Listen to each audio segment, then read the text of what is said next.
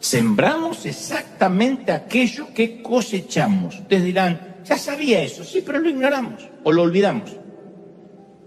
Se cosecha lo que se siembra, es una certeza matemática de la agricultura y de la vida espiritual y de la vida física. En todo es así. Es una ley que fue establecida durante la creación del mundo. Génesis 1:11, después dijo Dios, produzca la tierra hierba verde, hierba que dé semilla, árbol que dé fruto según su especie, cuya semilla esté en él sobre la tierra. Una orden de Dios. Las cosas se multiplican por su propio género. De allí la frase de tal palo, tal astilla. Insisto, parece algo infantil, pero todo el tiempo me he cruzado con gente que cree que puede sembrar una cosa y cosechar algo distinto. Un tipo siembra semillas de lujuria, toda la vida de él es lujuria. Está obsesionado con la pornografía, está obsesionado con los cuerpos femeninos, o con los cuerpos que le atraigan, no sé, porque hoy en día, según cómo se autoperciba esta mañana, está obsesionado con los cuerpos del elefante, anda a saber. Sin embargo, espera cosechar una relación de pareja estable y sana. ¿Por qué no puede tener una relación formal? ¿Por qué no dura? Tiene un karma, una maldición que lo persigue. Es más fácil decir esto, me hicieron una brujería. No, fue lo que sembró. Una mujer siembra semillas de crítica, chismes, difamación, negatividad, pero espera cosechar amigas para toda la vida. Y las amigas dejan de ser amigas, la gente la empieza a evitar. Y esas piezas son todas traicioneras. No, ternurita. Fue lo que sembraste, mi amor. Fue lo que sembraste. Es así. Otro tipo llega a la oficina justo a las 9 de la mañana, que era el horario que tiene que entrar. Jamás se queda un minuto extra después de las 5 de la tarde, que es el horario para lo cual contrataron. Lo contrataron y que se tenía que quedar. Está bien. Técnicamente hace exactamente aquello para lo cual se lo contrató. Pero jamás ofrece una milla extra. 5 y 1, el tipo no está. 9 menos 1, no llegó. Está así, para entrar afuera. Cuando son las 9 pone un pie. Si trabaja un día extra, está pidiendo el día que le corresponde para tomárselo porque trabajó un día extra. ¿Está mal? No, no está mal. Pero luego se entera que le dan un aumento al otro. El que se esfuerza, el que se queda de más. Y razona, no es justo, qué suerte que tiene este. Yo tengo el karma de que a mí nunca me aumentan. No, es lo que sembraste, mijo. Está aquel que no hace nunca ejercicio. Y se toma 6 cervezas con Doritos los viernes para celebrar que es viernes. Pero después se toma otras 6 para celebrar que ya es sábado. Y otras 6 cervezas el domingo para celebrar el Día del Señor. Con la corona o la victoria, que son 2 bíblicas.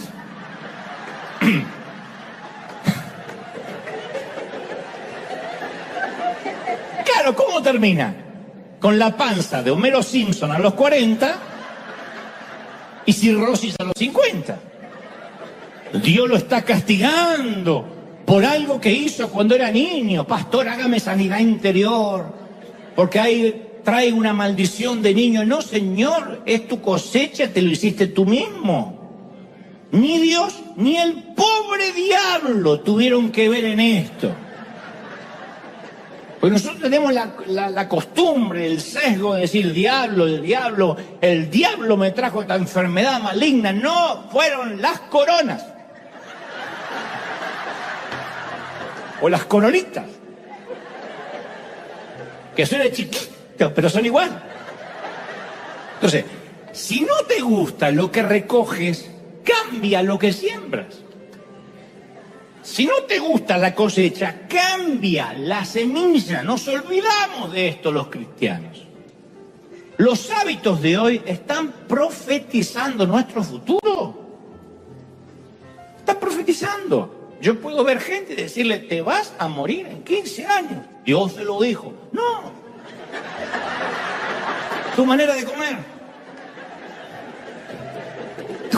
Tu vida a grito dice cuando te vas a morir. Tener la lápida acá, mijo. No hace falta ni ser profeta. La vida que estamos viviendo ahora mismo está dándole forma a la vida que vamos a vivir mañana. Entonces, tenemos buenas intenciones, pero las intenciones no cosechan nada, lo hablamos. Nadie cosecha algo con intenciones, como aquel esposo que le dice a la mujer, tengo ganas, mi amor, de llevarte de vacaciones a Italia como el año pasado. Y ella dice, si el año pasado no me llevaste a Italia. Sí, pero también tenía ganas. Las ganas no cosechan. Entonces, si seguimos sembrando la misma semilla, vamos a seguir cosechando el mismo fruto. No se puede esperar lo mismo, esperar resultados diferentes haciendo lo mismo. Sembrando la misma semilla, esperando cosechar algo diferente. No va a pasar. Y Dios no tiene nada que ver. Dios no se mete en lo que uno siembra. El diablo no se mete. Yo sé que esto le produce urticaria a un montón de evangélicos, pero el diablo no tiene nada que ver con lo que uno siembra. El diablo no tiene que trabajar de diablo. Dice, este se mata solo, así que déjalo.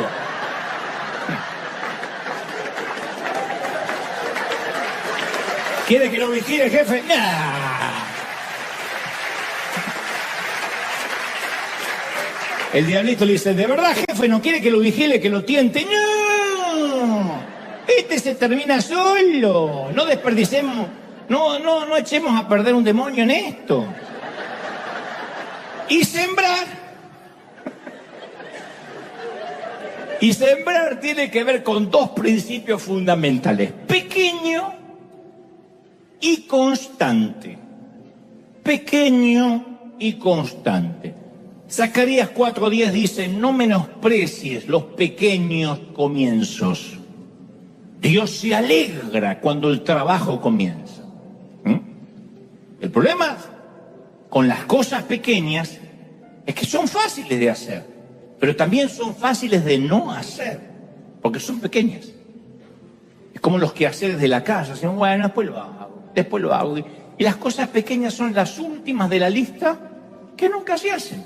Mi papá tenía esa costumbre, decía, hice un arreglo provisorio. Ya sabíamos que iba a ser para toda la vida. Provisorio era para toda la vida. Entonces había una puerta atada con alambre, una cerradura pegada con poxibol, y ahí quedaba, pero provisorio, después lo cambio. Y las cosas pequeñas son fáciles de hacer y son fáciles de no hacer, porque nunca parecen significativas. Pero nuestra vida se va esculpiendo o cincelando conforme a las cosas pequeñas, no con las cosas grandes.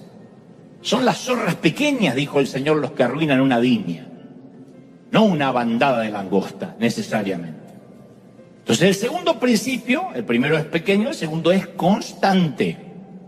Hacer las cosas pequeñas una vez es insignificante.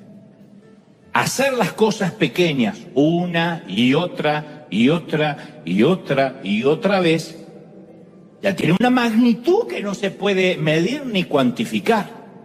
Es la suma de la práctica de escalas. Para que entendamos la importancia de estos dos principios, de pequeño y constante, vamos a imaginar que estamos por despegar de un vuelo comercial. Entonces el comandante anuncia por los parlantes, señores y señores, nos acaban de decir que se cayó una pequeña pieza de uno de los motores, pero no queremos retrasar el despegue.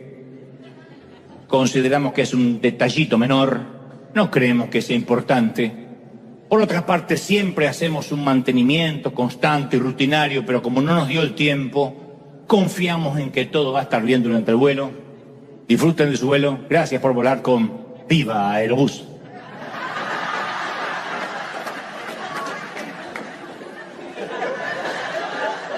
Eso es lo que define lo que es pequeño y constante. Una pequeña pieza del motor.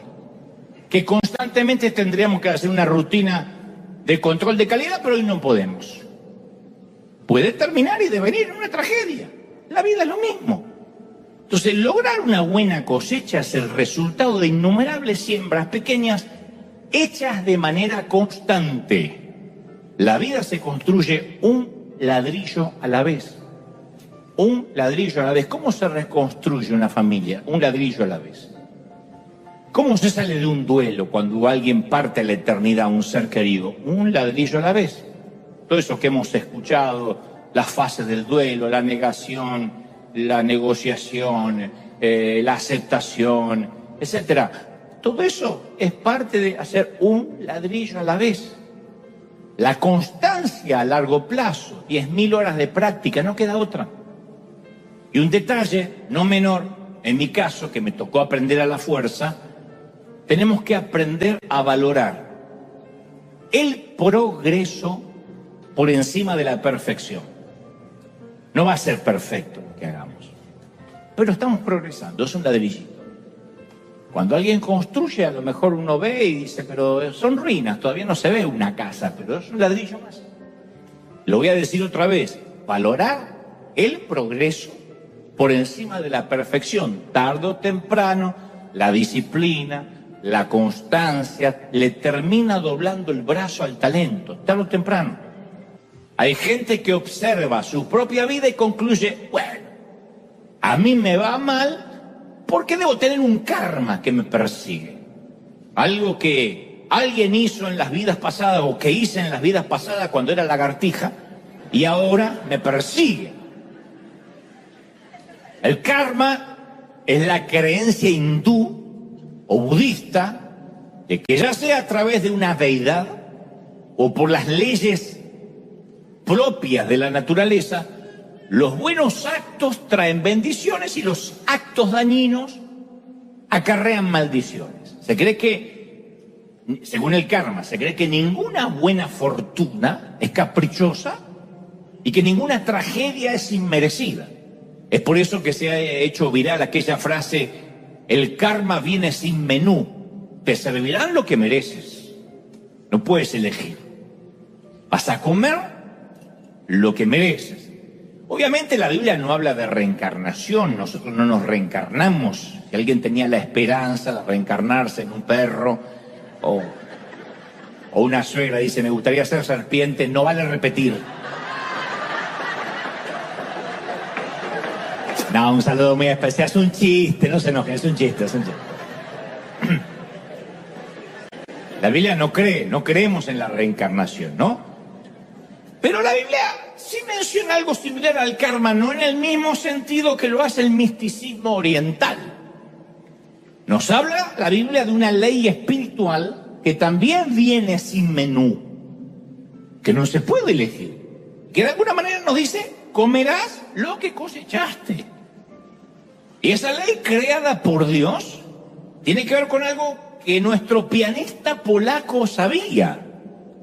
El Señor dijo en Lucas 6:37, no juzguen y no se les va a juzgar. No condenen y no se te va a condenar. ¿Cómo nos olvidamos de esto, eh? No condenes y no se te va a condenar. Bueno, no, yo no condeno, yo nada más conté el chisme para estar orando. No juzgues y no se te va a juzgar. Perdona y se te perdonará. Den y se os dará. Se les echará en el regazo una medida llena, apretada, sacudida, desbordante. Cuando habla de sacudida dice pasada por el tamiz.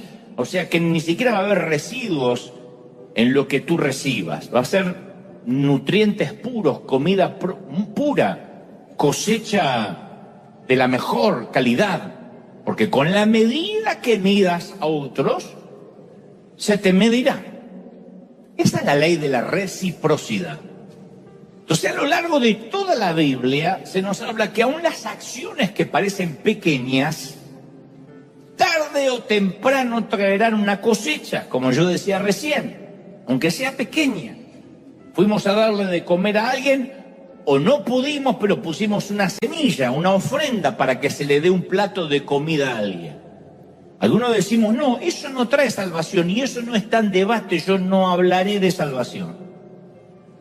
Cuando vemos a una persona que nunca para de cosechar y parece que siempre le va bien, es por la sencilla razón de que esa persona siembra constantemente lo que otros siembran en ocasiones, o lo que es aún peor, lo que algunos no siembran nunca.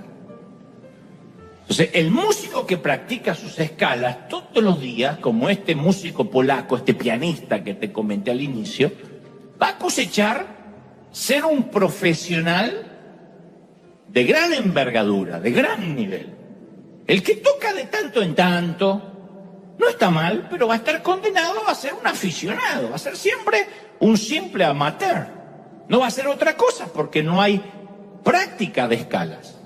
Y esto es en todos los órdenes de la vida. Hay gente que tiene el hábito de ahorrar todos los días, aunque sea un par de monedas en la alcancía.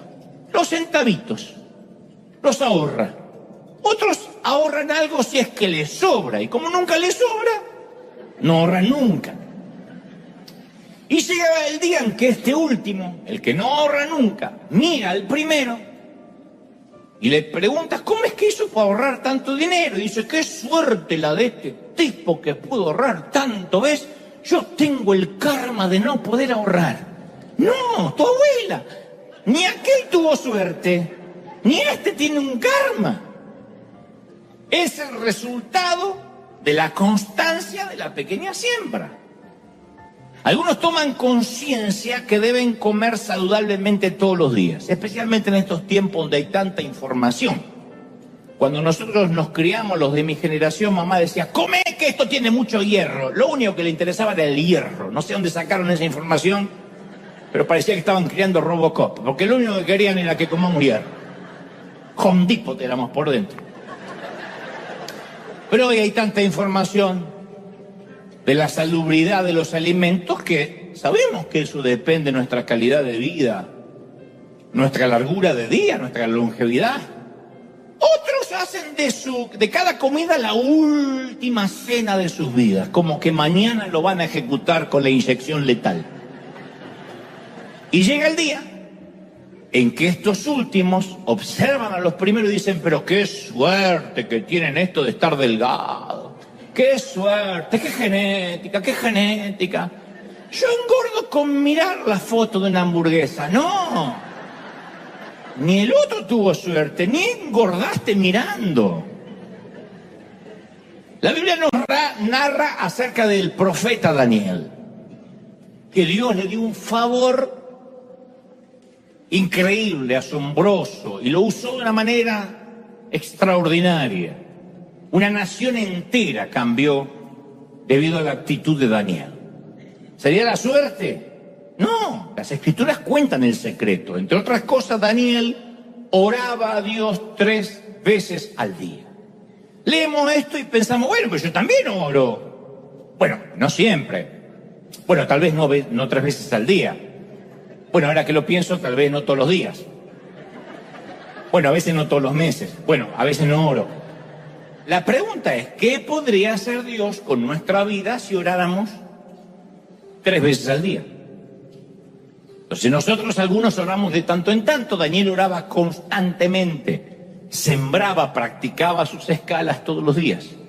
Entonces las personas efectivas, o exitosas si se quiere, hacen de manera constante lo que otras personas hacen de manera ocasional, o lo que es peor, no hacen nunca.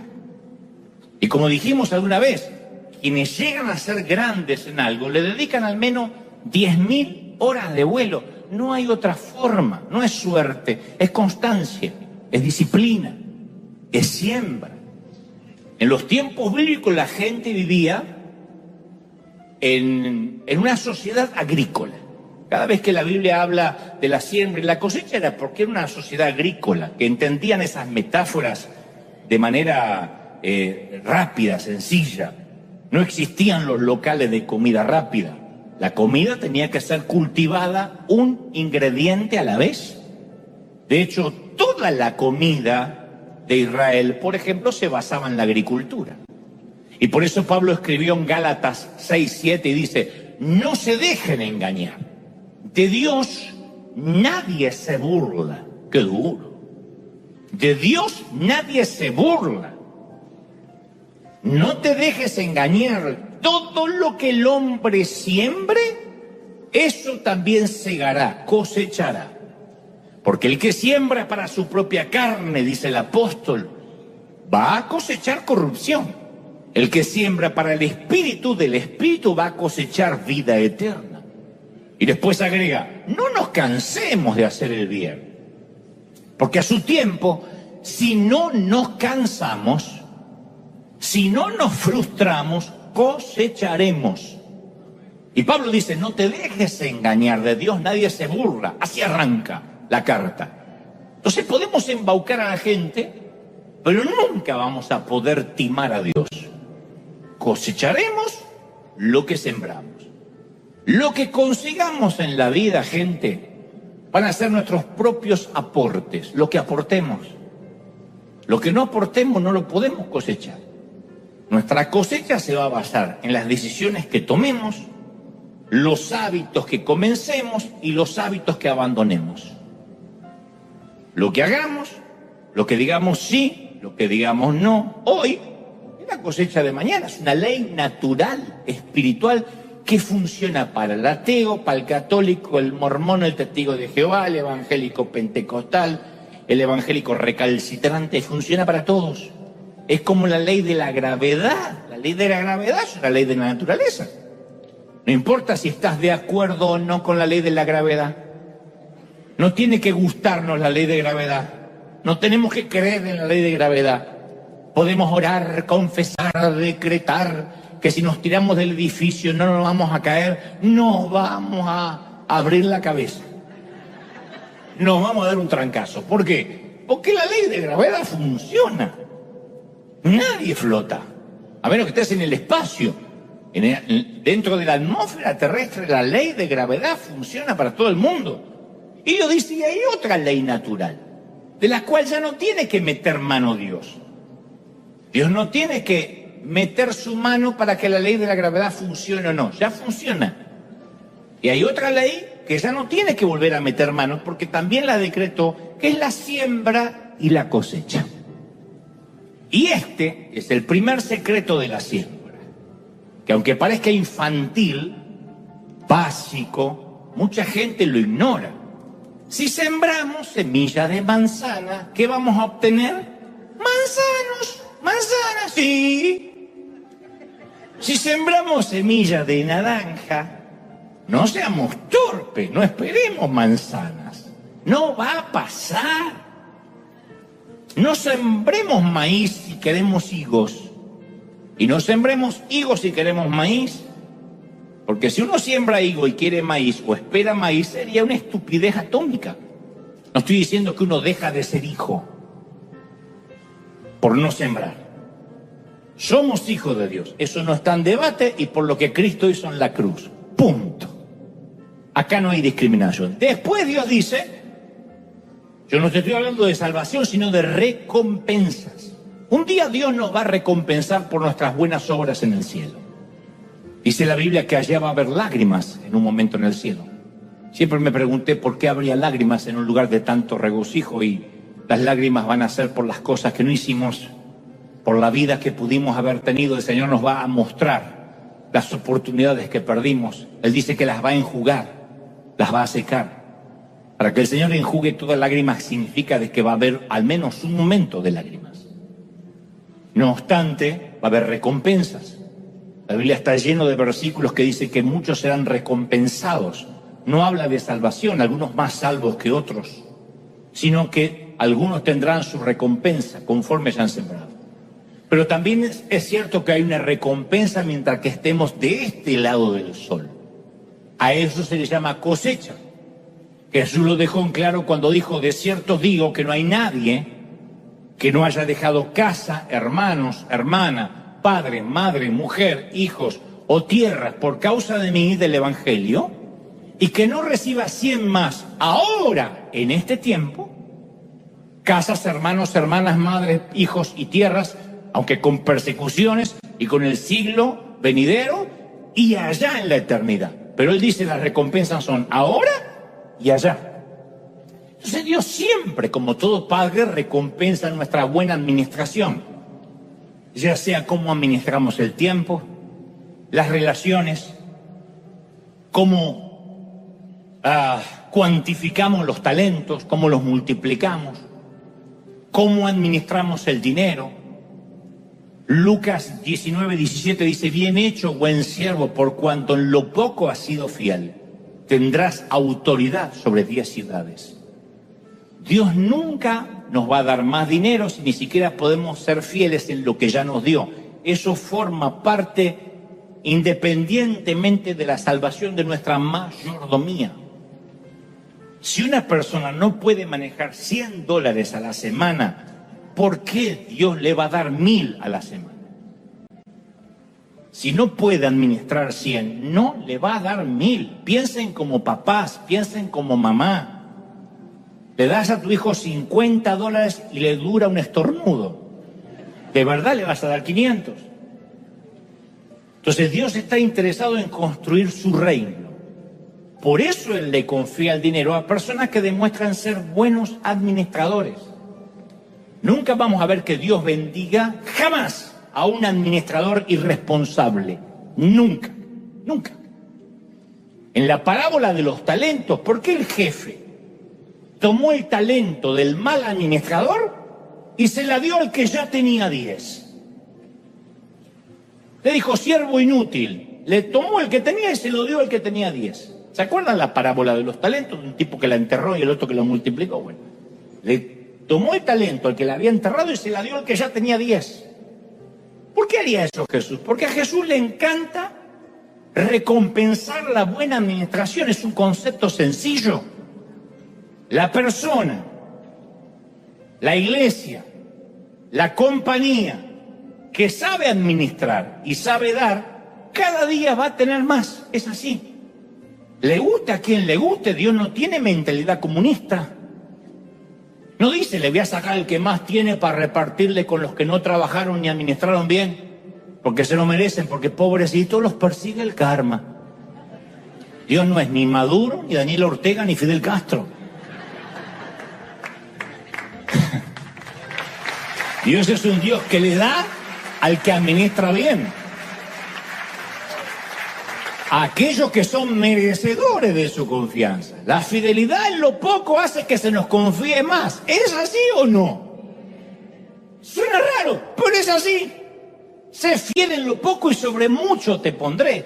Entonces, en estos años yo he aprendido que todo aquello que una persona recibe sin haber trabajado para obtenerlo, sin haberlo administrado, por consecuencia, es porque otra persona trabajó para eso.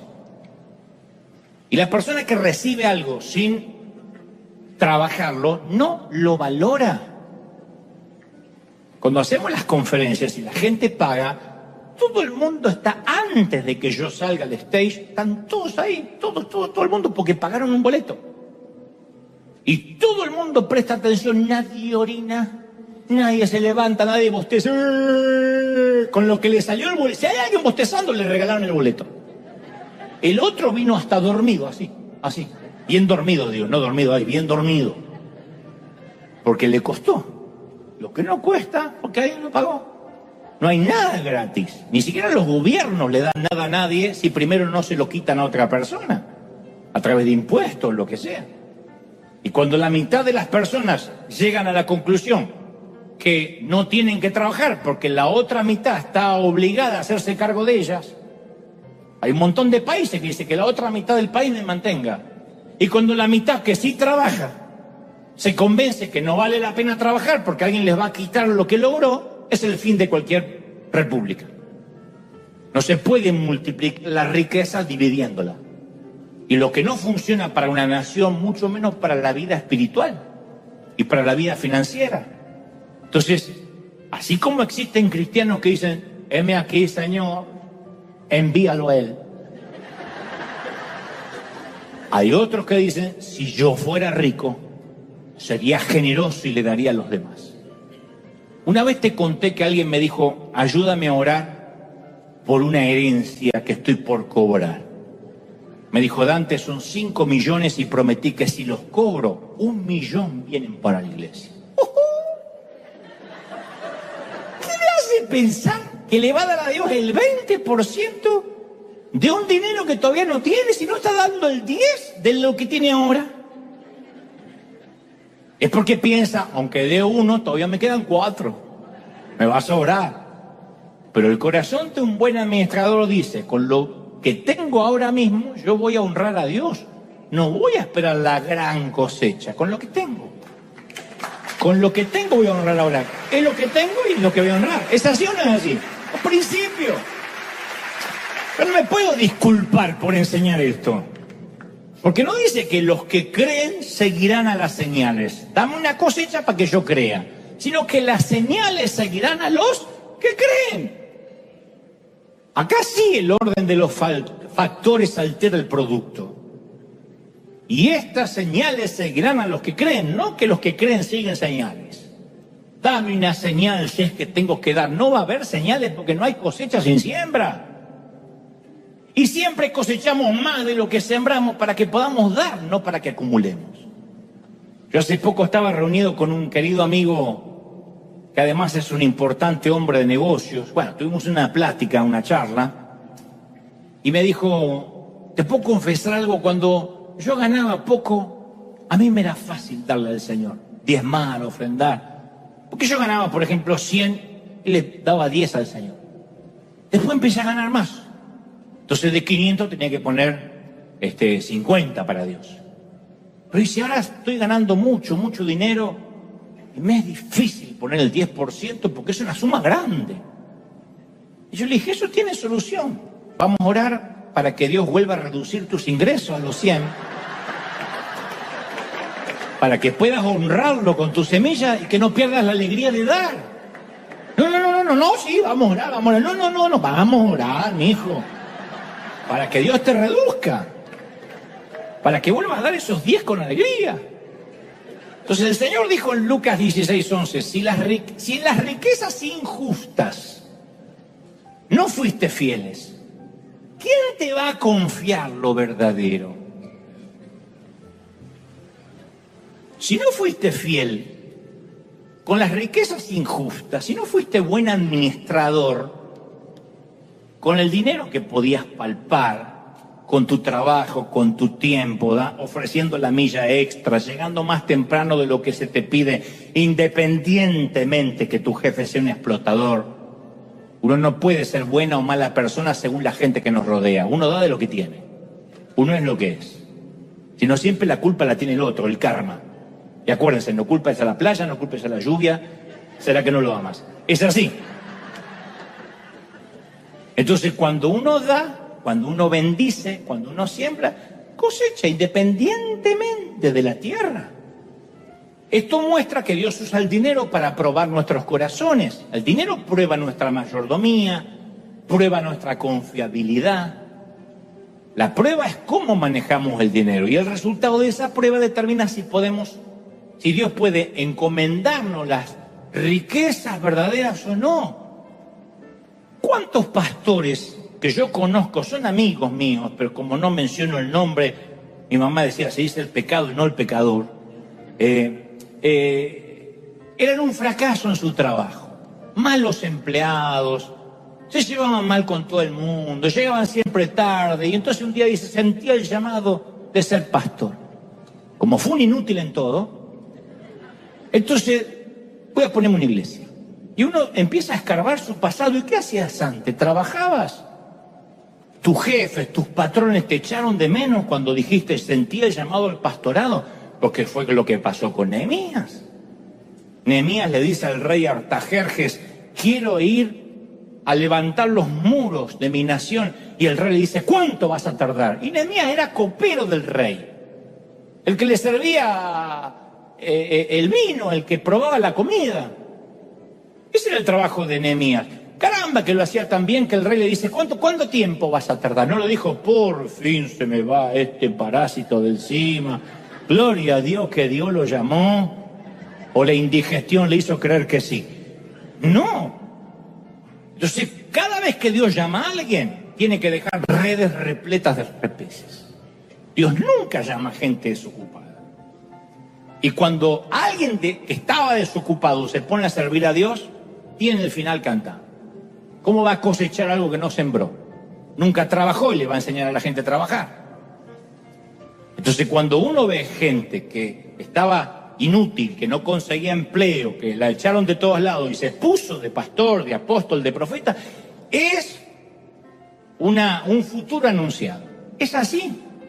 No estoy criticando, pero así funciona. Si no fuiste bueno en lo poco, Dios llama a David, que era el único hijo de Isaí que estaba trabajando.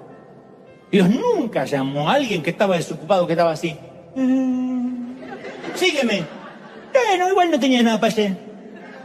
Dios no funciona así. Todos tuvieron que dejar algo. Entonces, Dios conoce dónde está nuestro corazón, porque ve dónde está nuestro tesoro. Y si decimos, no, mi corazón está en el reino de Dios, bueno, nuestra chequera va a comprobar o va a desmentir esa afirmación. Segunda de Corintios 9:6 dice, el que siembra escasamente va a cosechar escasamente. El que siembra generosamente, generosamente segará. Esto nos deja claro que nunca más podemos decir, aquel es un favorito, aquel Dios sí lo usa, yo tengo el karma, aquel está bendecido, yo estoy orinado. No podemos decir más. El que siembra escasamente, cosecha escasamente. No hay misterio, es simple, sencillo, es casi matemática. En 2 de Corintios 9:10 Pablo afirma, y el que da semilla al que siembra y pan al que come, Dios da semilla al que siembra y pan al que come. Y va a proveer y multiplicar vuestra sementera y va a aumentar los frutos de justicia para que seáis ricos por todo y para toda generosidad. Él dice, Dios da semillas, ¿a quién? Al que siembra. Nunca dice, da semilla al que guarda. Da semilla a los que esparcen. A veces me escriben, para ustedes, para la gente de River es fácil dar porque tienen mucho. Y mi respuesta es fácil porque tenemos mucho o tenemos mucho porque hemos dado. Porque nadie de nosotros nació y el partero dijo, le nació un hijo que da mucho. ¿Quién nació acá dando? Todos fuimos bebés dependientes. Y un día empezamos a dar.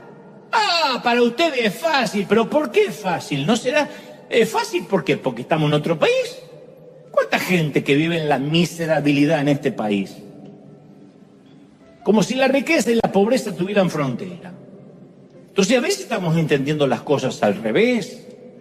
Si alguien tiene mucho dinero es porque es un dador. Dios le está dando semillas al sembrador. Dios no le suple la semilla al que la guarda, al que la conserva. Dios da semilla al sembrador. Él da semilla al que siembra, dijo Pablo. ¿Estamos sí o no? ¿Cómo se entiende que Dios da semilla al que siembra? ¿Qué es una semilla? Que contiene un montón de granos. ¿Y a quién se la da? Al que siembra. Y también agrega, y Él da semilla al que siembra y pan al que come. O sea que Él permite que tomemos alguna de las semillas que nos ha dado y que las comamos. Pero quiere que sembremos el resto, que supla nuestras necesidades y sembremos el resto. Entonces la buena administración y la ley de la siembra y la cosecha está entretejida a través de toda la Biblia. El principio de la buena mayordomía hasta aparece en Cantar de los Cantares 1:6. Allí la mujer sulamita dice, me obligaron a cuidar las viñas y descuidé mi propia viña. Y esto describe a muchos creyentes. Podemos estar tan ocupados en cuidar las viñas ajenas, metiéndonos en sus asuntos, tratando de ser policías de la santidad ajena, decirles cómo tienen que vivir sus vidas, que no nos ocupamos de nuestras propias viñas. No podemos ayudar a otros si no cuidamos lo que Dios nos ha dado. Y si no somos buenos mayordomos, esto va a limitar nuestra habilidad para ayudar al resto de la gente. Algunas veces nos disgustamos con Dios porque creemos Dios no me está ayudando financieramente. Pero tenemos que reconocer que Dios no es responsable por las deudas que Él no inició. Yo escuché muchos testimonios y mientras dormía Dios fue y borró la deuda con el IRS y se incendió todo el edificio del IRS y gloria a Dios y murieron los inspectores dentro, gloria al Señor. Es un recurso muy torpe, para no decir imbécil. No, estoy orando que el gerente del banco apriete la tecla equivocada y se borre todo lo que debo del mortgage. No va a pasar. Nosotros somos responsables por nuestras finanzas. Nosotros somos los administradores de nuestra vida, nuestro dinero, nuestro tiempo, nuestras energías, nuestra forma de comer. ¿Sí o no? Entonces, la mayoría de nuestras preocupaciones, la angustia, la ansiedad de nuestras vidas son causadas por no ejercer una buena administración. Pero fíjense, nota todo lo que estuvimos hablando sobre el primer ítem, de que uno no puede sembrar manzana y esperar naranja. Ustedes dirán, pero eso ya lo sabía, y hay gente que lo ignora. Pretende sembrar algo malo y cosechar algo bueno. Y así como ignoramos eso, también ignoramos el segundo principio. Se cosecha luego y fundamentalmente luego de sembrar, no antes. Los agricultores saben esto, que no se recoge hasta que se sembró y que se cosecha después de la siembra. Y sabe también el agricultor que si siembra en una temporada, en una estación, se cosecha en la otra estación. No en la misma. Y a veces solemos olvidarnos de esto en cuanto a la vida y por eso nos desanimamos. Por eso concluimos que las pequeñas decisiones no terminan importando y ya las dejamos de hacer. Por eso sentimos tantas veces la tentación de renunciar. Queremos que nuestro hijo sea educado y hay una temporada en que vas a llevar meses repitiéndole lo mismo. Y parece que no le entra en la cabeza, no le entra. ¿Cuántas veces te dije arregla tu cuarto? ¿Cuántas veces te dije cámbiate el calzón? Y cuando te digo cámbiate no lo significa lo des vuelta, cámbiate por otro. ¿Qué decimos? No vale la pena. El niño me vino fallado. Salió el padre. ¿Qué va a hacer? Otro dice, yo decidí perder peso. Fui 2 semanas seguidas al gimnasio. 2 semanas, no bajé 1 libra. Renuncio. Lo mío no es sobrepeso. Yo tomo mucho agua, así que no estoy gorda, estoy inundada.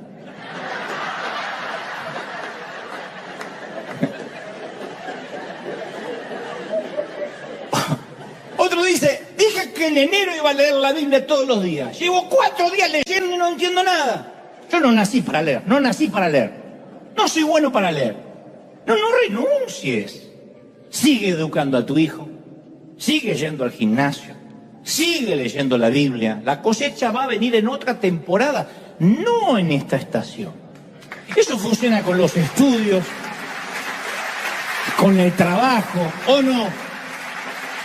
Gálatas 6:9 dice, así que no nos cansemos de hacer el bien. A su debido tiempo cosecharemos numerosas bendiciones. Sí que, si no nos damos por vencidos, si no, no vamos a cosechar. Yo sé que es fácil cansarse de hacer el bien. Cansa. Porque uno siembra, y dice, ¿cuándo yo voy a cosechar? Pero estamos en una temporada de siembra y si no nos rendimos, un día nos vamos a despertar en una nueva temporada de cosecha. A veces alguien me dice, Dios me habló que tengo que ponerme una iglesia. Eso aparece mucho por todos lados, por las redes. Y Dios me dijo que vamos a hacer multitudes. Yo solo de preguntarle, ¿estás consciente que vas a tener una temporada larga de sembrar sin ver nada? Al menos por 10 años. Vas a estar ahí como piloto de tormenta, viendo solo tierra removida, que todavía no da ningún fruto. A esta temporada se la conoce como el Valle de la Decepción. La gente quiere salir y cosechar ya. Yo quiero eso. Miran a un cantante y dicen, yo quiero ser como Luis Miguel. Yo sí quiero ser como Luis Miguel. Pero no saben que el chamaco vive cantando de los 8 años. Y que no tuvo vida. Y que el padre decía, vamos Miki, canta Miki, vamos Miki, vamos Miki, canta Miki, que Miki, vamos Miki. y a como sea. Entonces cuando uno lo ve dice, ay no, se enamora del modelo terminado. Yo quiero una iglesia así, con multitudes. Y todo lo que hubo que pasar. Entonces cuando uno termina de sembrar, ¿qué nos resta? Esperar. Y llega el día en que nos despertamos y nuestro hijo comienza a traernos satisfacciones y nos empieza a llenar de orgullo. Pero no fue en la misma temporada donde mamá sembraste y sembraste sin ver nada. Un día nos damos cuenta, abrimos el closet y el pantalón de la esperanza que colgaba en tu ropero te vuelve a entrar. ¿No es maravilloso? Por eso, era un pantalón que pedía a gritos, ¡tónenme! ¡Llévenme! ¡Conviértame en el ejército de salvación! Pero no, lo dejabas ahí y un día, antes no te entraba un brazo y ahora estás entrando. Un día la Biblia parece cobrar vida y se nos pasa una hora leyendo varios capítulos y el Espíritu Santo te empieza a hablar y dice, léelo otra vez. Y lo que no tenía sentido los primeros días del año empieza a ser parte de tu dinámica de vida. Y entonces va a aparecer gente que te va a decir, ¡ay, qué suerte que tiene! No, obviamente Dios tiene favoritos. A mí me sigue el karma. No culpes al karma, no culpes a la lluvia, no culpes a la playa.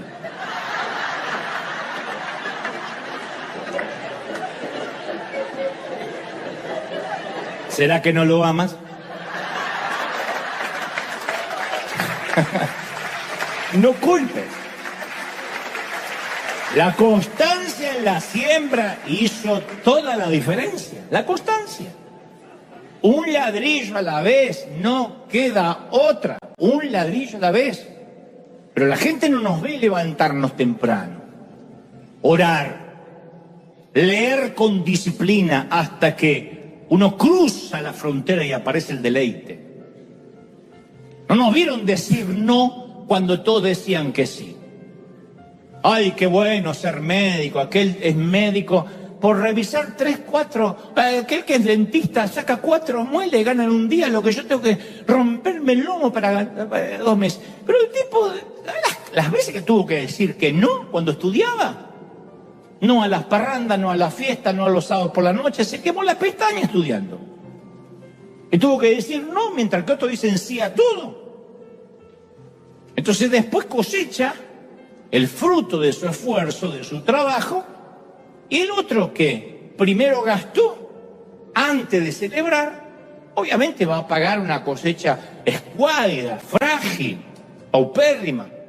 Entonces todo se trata de entrenar, de sudar, de contener la lengua, de no hablar, de practicar las escalas, de no defenderse. Este no es un tiempo para defenderme, es un tiempo para callarme, a su tiempo voy a cosechar. Esto de cosechar solo luego de sembrar parece una tontería, pero no vas a creer la cantidad de gente que piensa, yo algún día cuando tenga más dinero, ya le dije a Dios, yo voy a ser un gran dador. No va a pasar nunca. Nunca va a tener más dinero, nunca. Te lo estoy profetizando ya, hijo. Cuando tenga más voy a ser dador. Nunca vamos a cosechar antes de sembrar. Va contra la ley. Es como decir, yo cuando me tire un edificio y flote, entonces voy a confiar en Dios. No va a pasar. Porque este orden de la ley de la siembra y la cosecha ha sido establecido desde el principio del mundo. Jesús lo afirmó en Marcos 4:26 cuando dijo, así es el reino de Dios. Cuando un hombre echa una semilla en la tierra, duerma, vele, de noche, de día, la semilla va a brotar y va a crecer sin que él sepa cómo, porque de por sí lleva fruto la tierra. Primero hierba, luego espiga, después grano, lleno en la espiga, y cuando el fruto está maduro, dijo Jesús, se mete la hoz porque la siega ha llegado. Él dice, tú siembras y después te vas, ya sea a velar, a estar despierto, a dormir. Nada va a acelerar el proceso del fruto, nada va a hacer que crezca más rápido, que crezca menos, va a tener su tiempo. Imaginemos a un agricultor diciendo, yo todavía no siembro nada, porque no tengo. Pero apenas tengo una linda cosecha, ahí sí, prometo ser un sembrador en serio. Es absurdo. Sin embargo, un montón de gente dice, si Dios me ayuda a cerrar este negocio, le prometí a Dios darle a la iglesia. No va a pasar. Porque es querer una cosecha sin siembra. No ocurre ni con el inconverso más ateo. El que no trabaja, que no coma. El tercer secreto de la siembra es que no solo cosechamos proporcionalmente a aquello que sembramos, sino que siempre cosechamos más. Otra cosa que parece infantil. Esto se debe a que uno siembra una semilla y cosecha mucho más porque tenemos la obligación de seguir sembrando. Así funciona la agricultura. Si plantamos un grano de trigo, producirá un tallo con 3 espigas o cabezas de trigo. Y una espiga puede contener de 15 a 35 granos. Así que un grano de mazorca produce unos 100 granos. Si sembramos esos granos, producirán 10.000 granos. Y así potencialmente. Esa es la esencia del Salmo 126:5. Los que sembraron con lágrimas, con regocijo segarán. ¿De dónde viene el regocijo? De que sembré 3, 4 semillas, que era todo lo que tenía, y tengo miles de frutos para cosechar. Irá andando y llorando el que lleva la preciosa semilla, pero al volver vendrá con alegría trayendo sus gavillas. Significa, vas a sembrar a veces lo poco que tienes y va a ser tanta la cosecha. O sea, al principio el incremento de la cosecha va a ser tan poderoso que aun si estabas llorando cuando esparciste tu pequeña bolsita de semillas, las lágrimas se van a convertir en gozo cuando comienzas a recolectar la cosecha, porque Dios no es deudor de nadie y todo lo multiplica. ¿Estás de acuerdo, sí o no?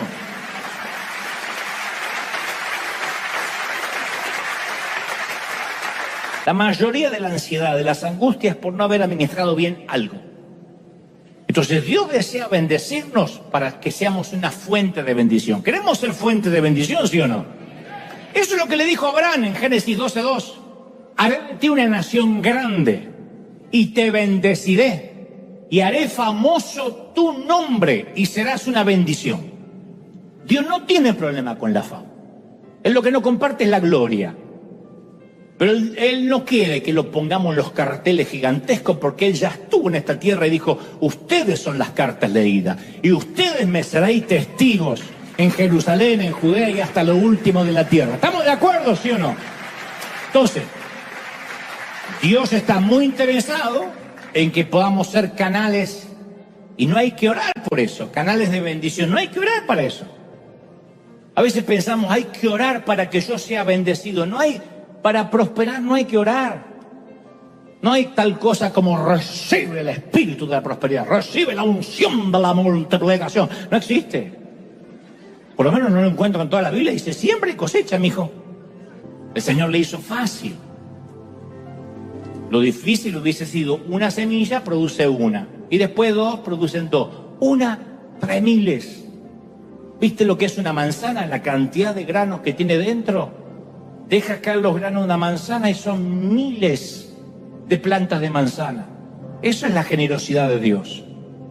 Entonces, las personas a las que no les gusta sembrar, nada, ni tiempo, ni dedicación a leer la Biblia, ni dedicación a ir a un gimnasio. Bueno, no tengo para el gimnasio, caminar, todo el mundo puede caminar. Si no tienes impedimento físico, 15 minutos. Evitar los carbohidratos. Ustedes dirán, ¿y qué tiene que ver eso con lo espiritual? Y bueno, ese es el templo del espíritu. Se supone que lo tenemos que cuidar, ¿no? Somos cuerpo, alma y espíritu, hay que cuidarlo. Si uno lo cuida, o si no, hacemos con la mayoría, culpamos la mala suerte, al gobierno de turno, al karma.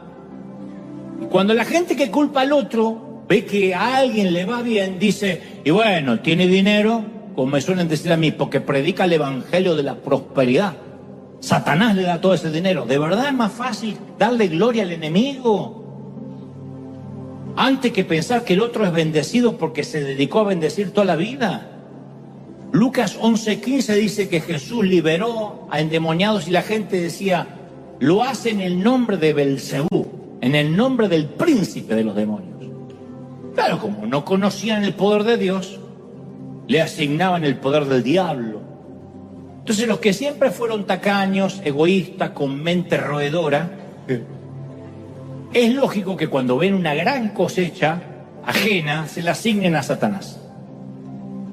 Deben pensar que en el fondo que si alguien es muy pícaro y listo, puede engañar a Dios 10, 20, 30 años y Satanás lo bendice por décadas. Si fuera así, hagámonos satanistas. Si Satanás bendice tanto tiempo, Satanás no bendice a nadie. Satanás es un timador, un engañador, un mentiroso. Y si alguien se mantiene en una cosecha y es bendecido y tiene permanencia, significa de que está cosechando una cosecha de una siembra que Dios le permitió tener. Dios bendice, pero el que nunca sembró no cree que Dios bendice. Es por eso que son los que quieren las cosas gratis. No es karma, no es buena o mala suerte, no es azar. Son 10.000 horas de practicar las mismas escalas musicales, como el músico polaco. La cosecha viene sin menú, no se puede elegir, comeremos lo que sembramos. Y como dijo el rey y filósofo Federico II a sus propios hijos, le dijo, princesas, príncipes, yo agrego, de River, ya va siendo hora que os comportéis.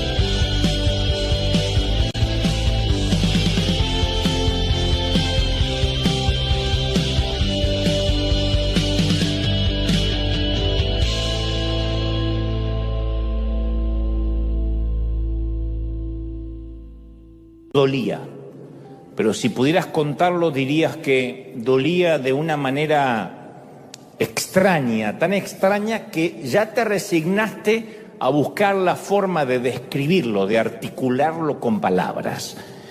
Cuando comenzó quizás era una sensación de malestar que pensaste que era incluso algo físico y que se iba a terminar yendo, una especie de inquietud omnipresente que te acompaña y que va contigo donde quiera que vayas, hagas lo que hagas. sientes como que algo no está bien, aunque no lo puedes identificar. Es un estado, como dijo alguien, de desasosiego, que te priva de calma. No puedes respirar profundamente, como si tuvieses algo en los pulmones, pero necesariamente no estás enfermo o enferma de los pulmones, pero es como si te costara respirar. Una intranquilidad que no se marcha, que te enturbia los momentos agradables. Perdiste la risa. Hace tiempo que no te ríes a carcajadas y no sabes por qué.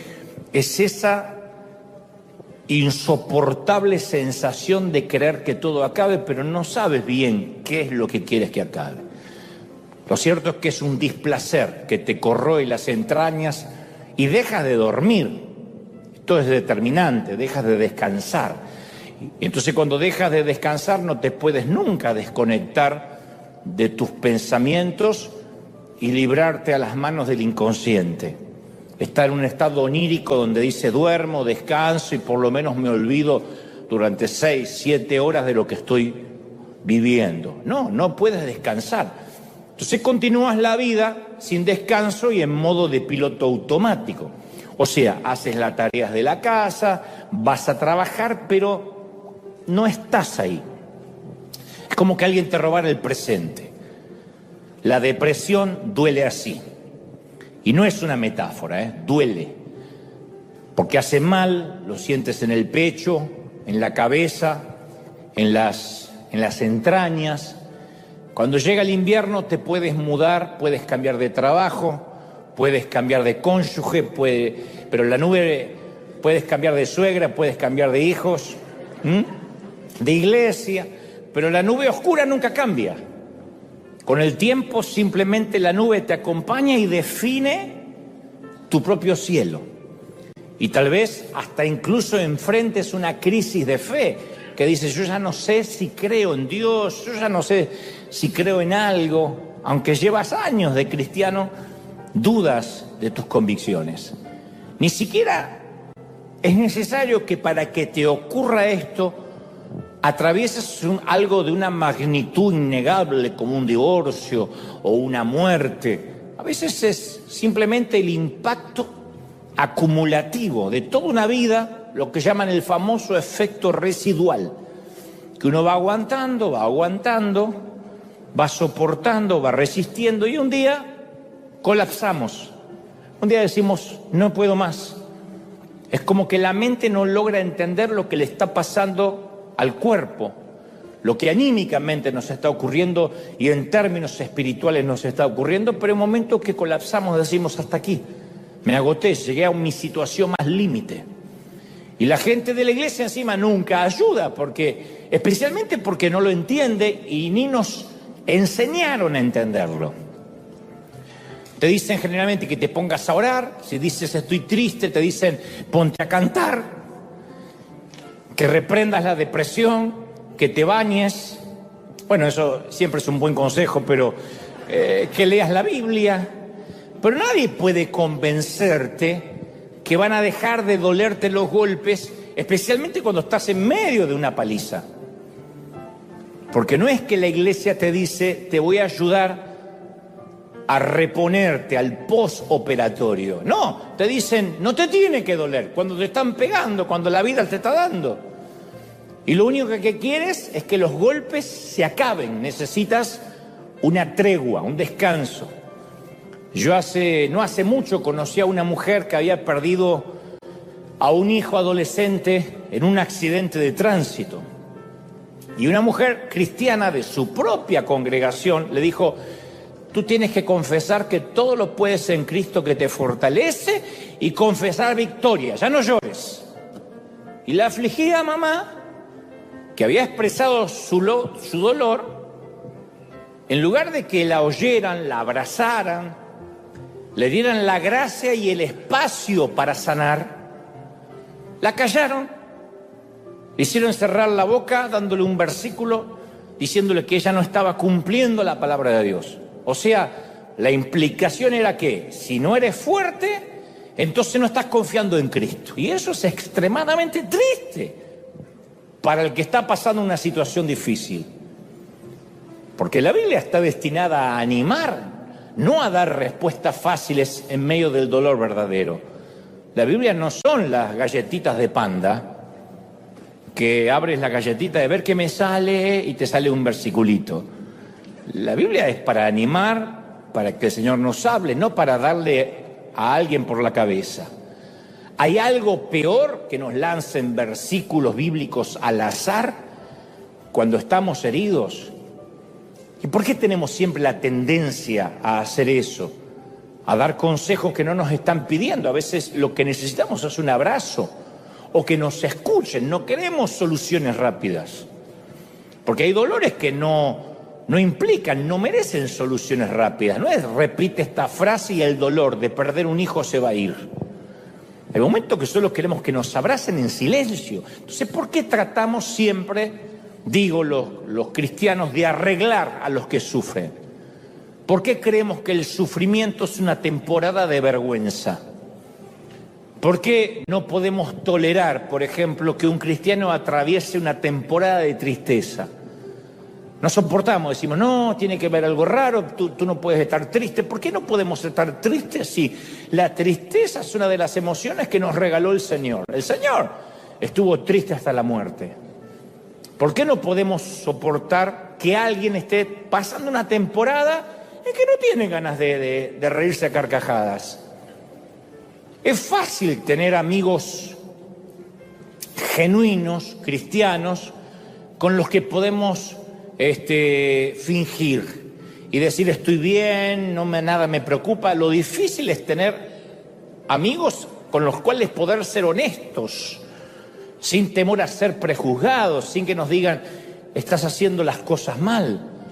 Por eso a veces pensamos que los cristianos no podemos expresar nuestras emociones y no tenemos en la iglesia una teología de la adversidad, no la hemos desarrollado.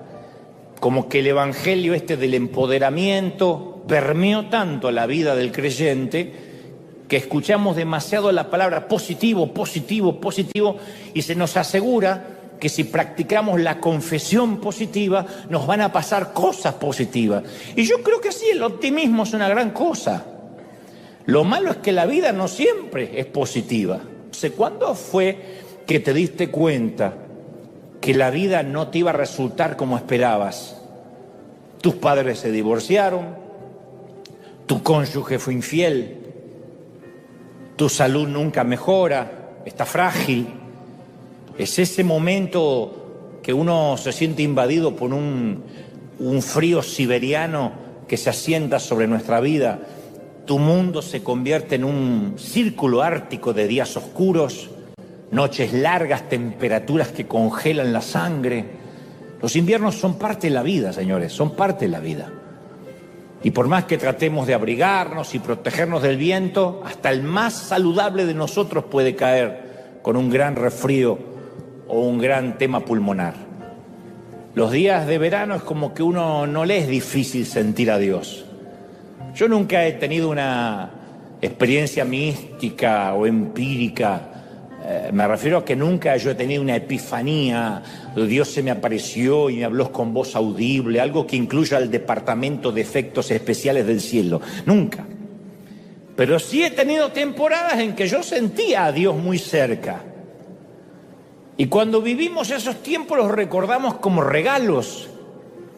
Son regalos, son momentos que no suelen ser la regla general. No es que Dios no quiera estar cerca, pero cuando uno recuerda esos momentos en que uno habla con Dios y se conecta con Él, es maravilloso. La vida no es un eterno verano tropical, salpicado con algunos inviernos de tanto en tanto. No, la vida es al revés, y no soy pesimista, soy realista. La vida es un invierno largo, salpicado con algunos pocos días de verano que uno tiene que saber atesorar. Quizá podemos mudarnos a alguna parte del mundo y evitar el clima frío. Hay gente que hace eso. Cuando llega el invierno, hace como los gorriones, se va para el otro lado. Y cuando el otro lado llega el invierno, se viene para este lado. Pero no hay sitio que podamos mudarnos, al que podamos mudarnos para escapar del invierno espiritual. Pero lo más duro del invierno es que a veces sentimos que Dios se ha ido. Eso es lo peor. No que Dios se fue, uno lo siente así. Salmos 88, 14 describe el dolor más grande del salmista. David dice, hace la pregunta más áspera, más cruel de las que jamás haya hecho. Él dice, Dios, ¿por qué escondes de mí tu rostro? No es que Dios lo estaba haciendo, pero así se sentía David. ¿Por qué cuando yo te hablo, Dios, tú das vuelta el rostro? ¿Por qué lo escondes? Yo creo que es lo mismo que sintió Jesús en la cruz cuando dijo, Padre, ¿por qué me has desamparado? Eclesiastés, Lamentaciones y muchos de los salmos son libros invernales, donde está lleno de esas preguntas. O sea, no estamos solos en esto. Entonces, hoy es el diagnóstico. No es para que se suiciden en masa hoy. Déjenme avanzar. Vamos con el diagnóstico. El diagnóstico es que muchos estamos atravesados por las noches de invierno. Y está bien reconocer que no estamos bien. Ahora, ¿cuál es el propósito? ¿Por qué tenemos que atravesar noches de invierno en la vida? Yo creo que una de las razones es que sufrimos de desorden, de déficit de atención espiritual. Yo pienso que a veces Dios tiene que irrumpir de algún modo en la vida porque inmediatamente lo sagrado se nos vuelve común. Yo digo, ¿por qué Dios no nos ofrece primavera todo el año? ¿Por qué no te casas y tu esposa es genial, nunca te hace un problema, nunca un sí, nunca un no? Es más, es sorda muda, es genial.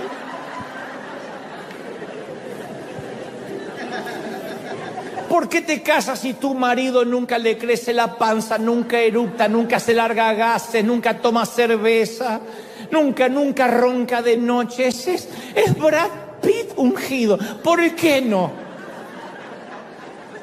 Porque tus hijos no son como los hijos de Charles Ingalls, porque se parecen más a los Simpsons. ¿Por qué? Bueno, ¿por qué? ¿Por qué Dios no nos envía sueños, epifanías a todos nosotros cada noche? Digo, ¿por qué no nos enciende una zarza en cada esquina? Tal vez se deba a que Dios quiere que aprendamos a verlo en lo ordinario, en lo común, antes que dependamos de lo extraordinario. A lo mejor se debe a que si Dios tuviera que usar efectos especiales cada vez que quiere hablarnos, sería como una mamá que entrena al hijo a prestarle atención solo cuando ella grita. Que alguna tiene ganas de decir amén porque así entrena al hijo. ¡Mate! Nunca el nombre del apóstol estuvo en esa garganta como lo está a diario. ¡Mate! Porque queda más bien ¡Nabucodonosor! ¡Judas! Que estaría mejor. Pero le ponen nombre de cristiano. ¡Bartolomé! ¿Por qué desconectaste el pulmotor del abuelo? Esas cosas. Si entrenas a tu hijo para que preste atención solo cuando levantas la voz, vas a necesitar efectos especiales más fuertes cada vez para que te escuche, porque después se acostumbran los gritos. Y una mamá lo que quiere es que el hijo, un papá también, el hijo escuche los susurros, los suspiros del papá. Entonces Dios quiere enseñarnos que esas temporadas álgidas de incertidumbre son procesos para crecer y para aprender a oír la voz de Dios. Pero debemos saber que Dios ve esa depresión, no es que nos abandona, nos dice, voy a permitir una depresión y te veo de acá a 10 años a ver cómo te pegó. No. Dios dice en Éxodo 3:7, he visto la opresión, le dice a Moisés, que sufre mi pueblo, la opresión, estar oprimido. Opresión es lo mismo que depresión, es algo que está deprimido, chiquitito, algo que se contrae. Los he escuchado y conozco bien sus penurias. Yo me pregunto si Moisés lloró al oír estas palabras de parte de Dios. El Creador estaba conmovido. Los he visto llorar. No hay nada que conmueva más que Dios nos diga, te he visto llorar. sea lo que sea que hoy te agobia, una larga enfermedad, una quiebra financiera, el sufrimiento de la familia, la confusión, insisto, una depresión inexplicable que no resiste análisis, una terrible pérdida. Quiero que hagas una pausa y escuches al Creador que te susurra: no te angusties, yo te he visto, te estoy viendo, sé lo que pasaste, lo que estás pasando, me importas, me importas. Tu invierno tiene propósito, tu invierno tiene propósito, tu invierno tiene un propósito. A veces en la vida las cosas no salen como lo esperamos, ¿o no? No siempre la vida es color de rosa. Y si nuestra mente está cableada o conformada para ser inexorablemente positiva, va a llegar el momento en que estemos viviendo en un metaverso imaginario, en un mundo sin sentido común. A mí me gusta ser positivo, yo me considero un tipo medianamente positivo, no para decir qué bruto, que es positivo, pero medianamente positivo. Pero hay algo que también creo, que si uno no tiene un punto de vista realista de la adversidad, cuando llegue el momento de enfrentar la adversidad, el resultado no va a ser muy positivo que digamos. Uno tiene que ser realista, ni pesimista ni optimista, realista. El tema de fondo, insisto, es que no somos impermeables a los prejuicios de los demás cristianos. Y si se sabe que recibiste un diagnóstico de salud mental o tomas pastillas para equilibrar tu cabeza, inmediatamente alguien va a pensar que estás en pecado, en el peor de los casos que estás endemoniado hasta la jeta. Entonces, ¿qué haces? No buscas ayuda, por miedo a ser señalado. Entonces los prejuicios evangélicos son un grave problema sanitario, siempre.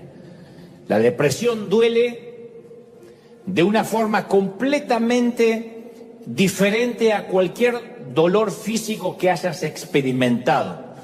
Porque el dolor físico uno lo puede localizar. Me duele la rodilla, me duele la espalda, tengo un problema en el hombro. La depresión duele todo. Y la gente te dice: ¿y por qué estás mal? No entiendo, si tienes hijos. Por eso estoy mal.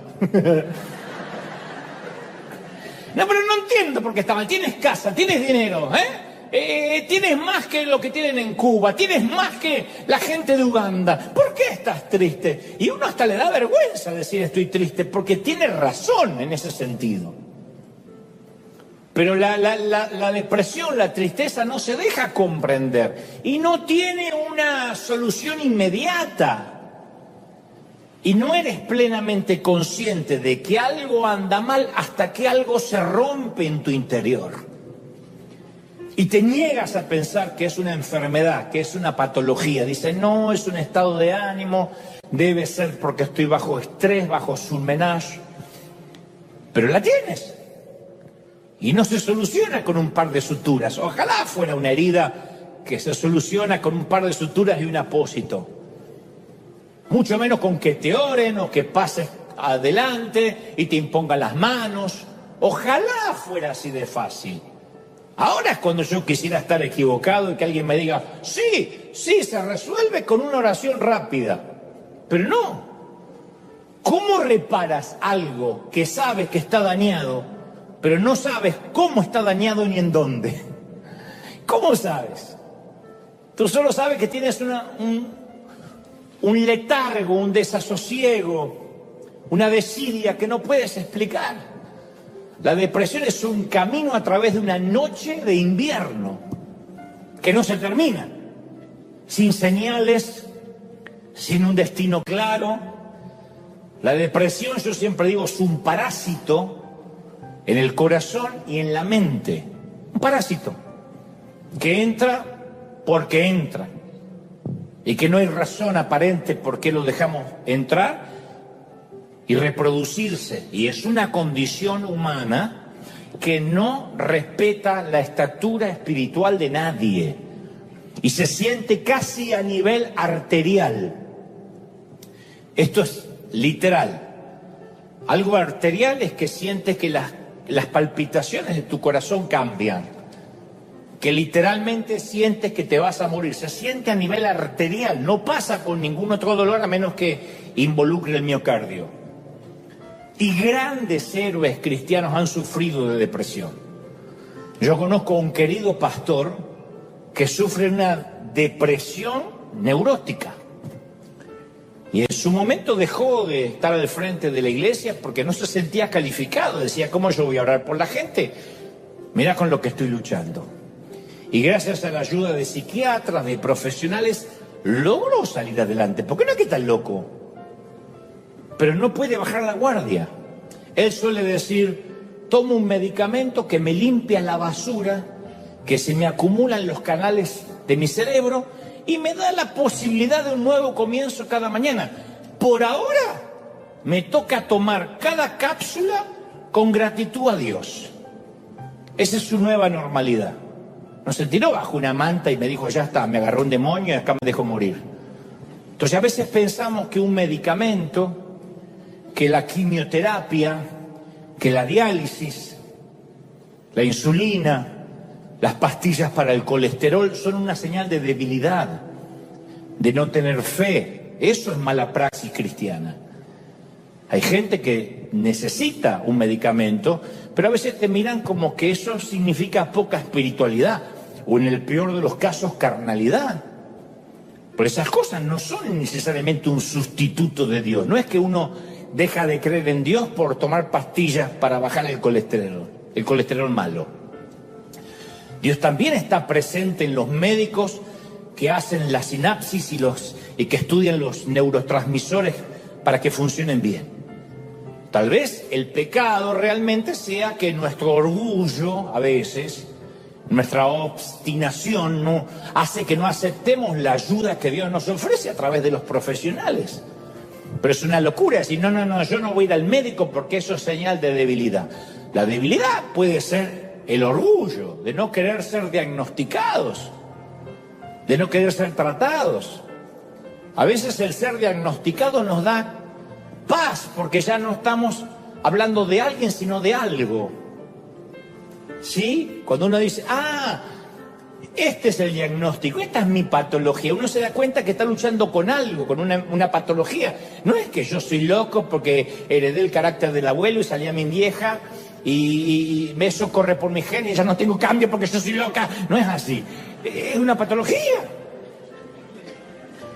Cuando uno sabe que no lucha con alguien sino con algo, hasta calma al núcleo familiar. Porque uno sabe que no es que papá está loco, que mamá, según cómo se levante hoy, eso va a depender del clima y la atmósfera de la casa. No, estamos luchando con una patología, con un diagnóstico que tiene mamá. Entonces otra vez, pregunto, ¿puede que estés atrapado en una melancolía perpetua? Hay gente aquí o en casa que conoce ese solsticio de días sin sol y árboles desnudos. Yo no creo que los hijos de Dios somos víctimas de los aleteos. Yo no creo que ciudades enteras sean arrasadas por el mar a causa de la voluntad caprichosa de un insecto. Si fuera así, todo es causa y efecto, casualidad y suerte, y no habría consuelo, porque nadie tendría propósito. Pero si yo encuentro consuelo en las promesas como estas, Salmos 115:3 dice, nuestro Dios está en los cielos, en su trono, y puede hacer lo que se le plazca. Eso me consuela. Hay un rey.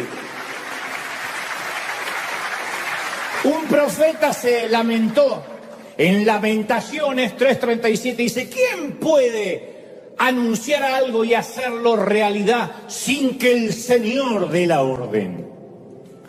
Una pregunta retórica. ¿Quién va a hacer algo en la tierra sin que Dios dé la orden? Y el profeta Daniel declaró en Daniel 4:35, Él actúa, Dios, según su voluntad, tanto en el cielo como en la tierra. No hay nadie que pueda oponerse a su poder ni preguntarle, hey, ¿qué haces? Me encanta. ¿Quién le puede preguntar a Dios, qué estás haciendo? Entonces, Dios aseguró en Isaías 46:10, yo digo, mi propósito será establecido y todo lo que quiero lo voy a realizar. La mariposa puede volar todo lo que quiera, pero que su aleteo genere un huracán, para eso necesita el permiso de Dios. Primera de Timoteo 6:15 afirma, Él es el único y bendito soberano, Rey de reyes y Señor de señores. No hay otro rey.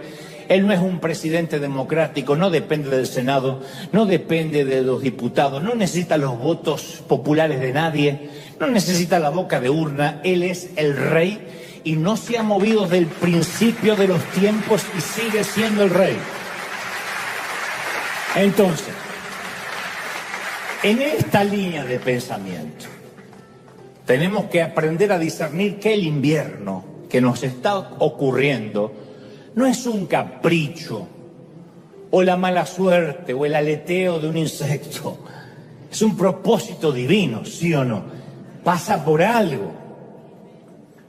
A fines de agosto del 2018, 2 años apenas antes de la pandemia, aquí muy cerquita el pastor Andrew Stocken, yo te lo conté, en una iglesia de Chino, California, se quitó la vida por depresión. Querido pastor, joven, ministro de tan solo 30 años, 3 niños pequeños. Y su esposa declaró, después de que él se quitara la vida, dijo, yo no entendía la profundidad de su depresión, ni la lucha emocional que estaba enfrentando.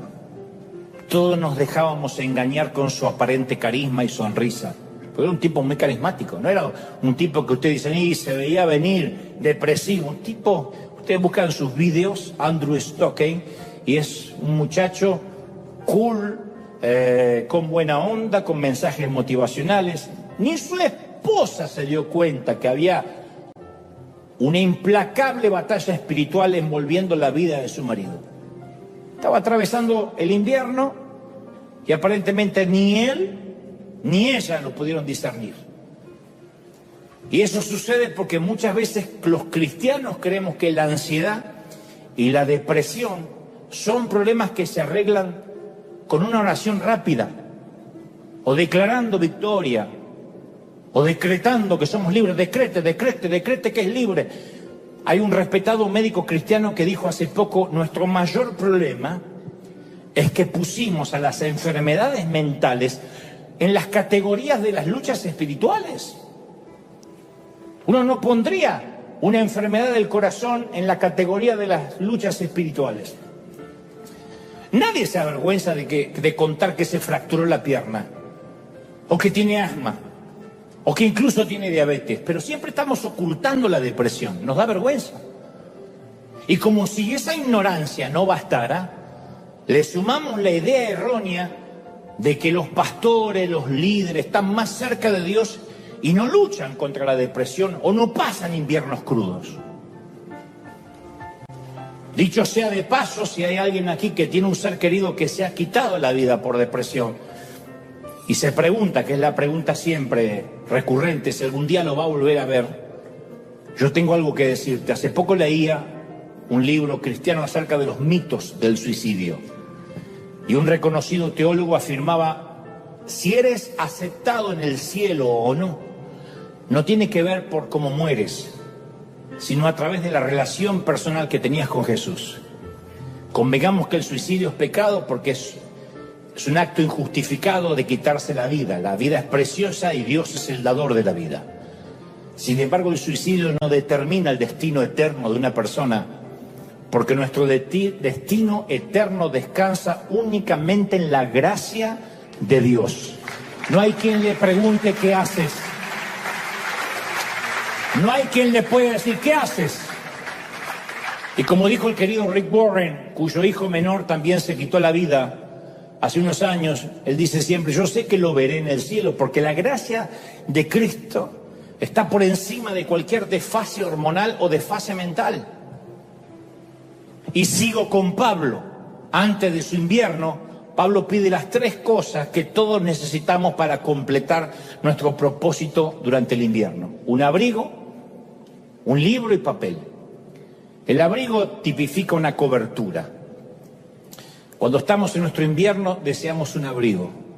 Especialmente lo necesitamos en el invierno de nuestras vidas. Trágicamente algunas personas no tienen a nadie que pueda traerles un abrigo. Un abrigo tipifica el abrazo sin preguntar. El decir voy a pasar la noche contigo, tomando café, tomando un té. Y no tenemos que hablar de lo que te pasa, hablemos de cualquier cosa, no te voy a juzgar. Pero para algunos la necesidad de mostrar una imagen les impide mostrarse vulnerables y admitir que necesitan a alguien. Eso es lo peor.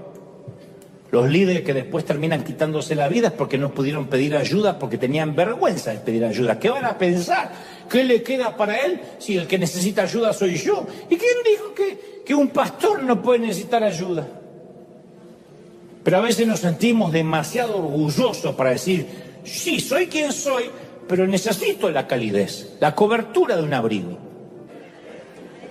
Y el mismo David en el Salmo 38:6 suspira y añade, estoy encorvado, literalmente. No era una metáfora, una licencia poética, se sentía encorvado. El monarca, el rey. Estoy abatido en gran manera. Me siento débil, deshecho.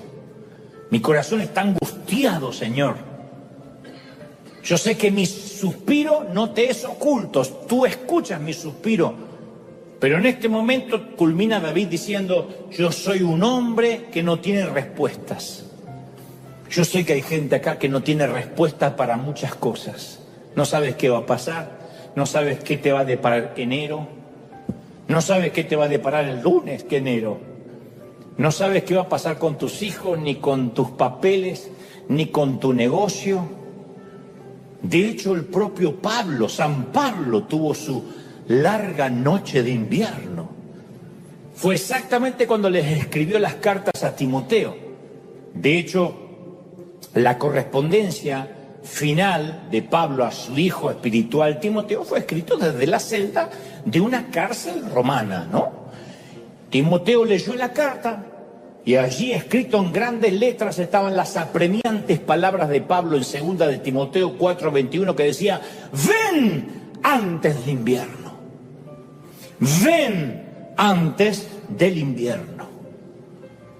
Pablo sabía que su tiempo se estaba acabando. A mí si me torturaran y me metieran preso por predicar, la primera carta no habría sido a ningún hijo espiritual. I'm sorry. I'm so sorry. Yo no le hubiese escrito una carta a ninguno. Mi primera carta habría sido para mi abogado. Tiene derecho a una llamada. Déjeme hacer una llamada a mi hijo espiritual. Lo voy a llamar a Rob Owen aconsejándole, ¡no! A mi abogado. Te diría, sacame de acá, desgraciado, paga la fianza. Haz lo que tengas que hacer. Para eso te estoy pagando. O por lo menos eres bueno, te pago como si lo fueras. Resuélvelo rápido. Y trata de que esto no se filtre a la prensa, ni a las redes sociales, ni a los religiosos. Pero Pablo sabe que esto forma parte del propósito. En lugar de pedir un abogado, el anciano pide papel para escribir, un libro y un abrigo.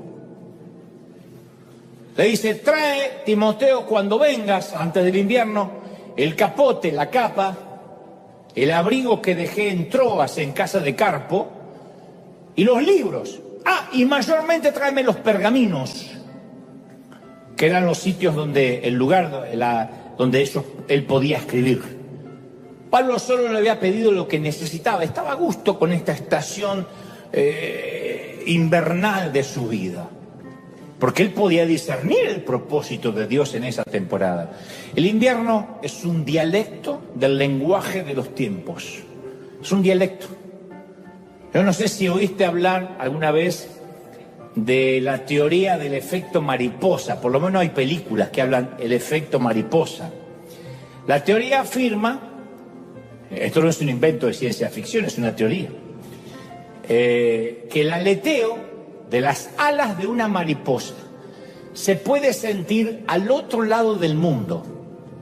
O sea, según este concepto, el aleteo de una mariposa en Florida agita la más pequeña de las ráfagas de aire, ¿no?